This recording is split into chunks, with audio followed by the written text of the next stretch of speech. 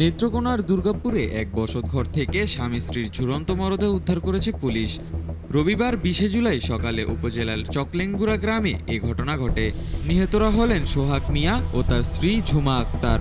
Police ও স্থানীয় সূত্রে জানা যায়, সোহাগ মিয়া প্রায় 1 বছর আগে বিয়ে করেন। বিয়ের পর থেকেই স্বামী স্ত্রীর মধ্যে পারিবারিক কলহ চলছিল। শনিবার রাতে খাবার খেয়ে তারা ঘুমিয়ে পড়েন। পরদিন সকালে অনেক ডাকাডাকির পরেও তাদের ঘুম থেকে না উঠতে দেখে পরিবারের সদস্যদের সন্দেহ হয়। পরে পুলিশকে খবর দিলে দুর্গাপুর থানা পুলিশ ঘটনাস্থলে গিয়ে ঘরের দরজা ভেঙে আড়ার সঙ্গে ঝুলন্ত অবস্থায় তাদের মরদেহ উদ্ধার করে।